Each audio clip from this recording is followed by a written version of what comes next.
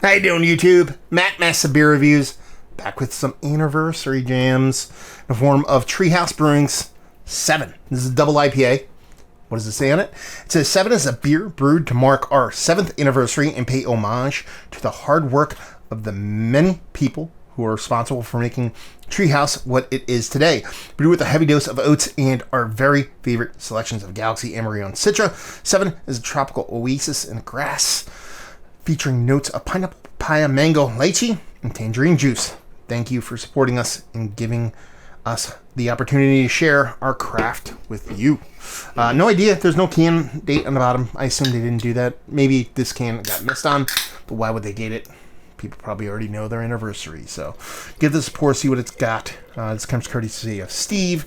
He dropped this on me on my way back from my Vermont trip, and label-wise, gonna have to say it's one of my favorite Treehouse Brewery cans ever. I just dig simplicity in the 7 on that kind of cascading iridescent can. I dig it. And what does it look like? It looks like Treehouse. It looks like a big old hazy.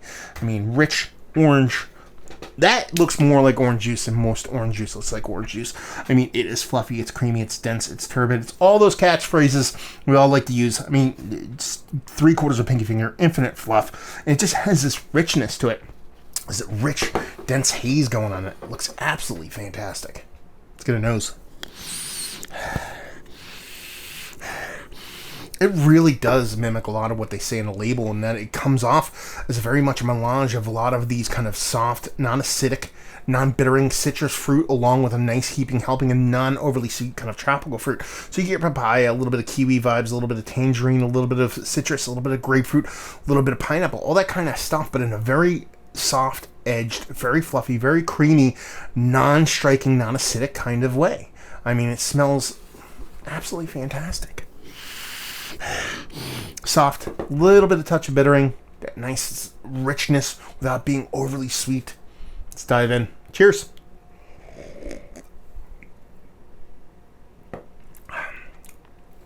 Yeah, there actually is a decent amount of bitterness in there.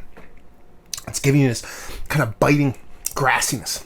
It's not necessarily like weediness. It's more of that soft, very slightly kind of eucalyptus, minty kind of fresh cut grass. You know, that kind of fresh field of grass. In that there's like a little bit of kind of overgrowth, but it's not super kind of caustic kind of weediness going on. So it's that kind of flavor you get. You get hit with those kind of lawnmower clippings a little bit, along with those kind of that rich gamut of that citrus into that kind of soft, kind of non-overly sweet kind of tropical fruit. Yeah, the mouthfeel is, I wouldn't even say it's super soft. It's more like an exploding kind of, almost like champagne-like carbonation in a turbid beer kind of thing, to where it's like the most microscopic bubbles like popping while you're drinking it. It's very kind of, it's weird because it's soft while sprightly at the same time. It's not two things you usually put together. Yeah, this is a great beer. And again, I have no idea how old it is. I mean, we're talking today, it's about the 6th or the 7th of August, so you guys can let me know how old this beer is at the time of filming.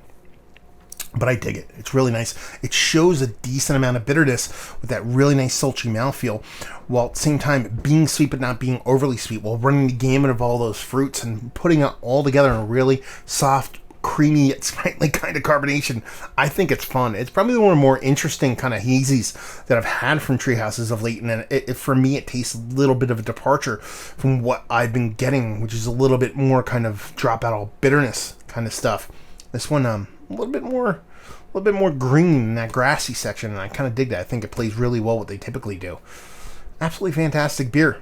You know, I get it if you don't like it, but if you don't like it, then that's on you. That's not on them, because it's a good beer. Let's talk about it. Is this one of the better double IPAs I've had as of late? Actually, yeah. It's not number one. There's a couple that have really struck me and have really done me, especially in the hazy category, a bit better than this one. But this is definitely up there and getting pretty close to the top. Value and availability. You know, it's Treehouse. Go get it. Wait in line.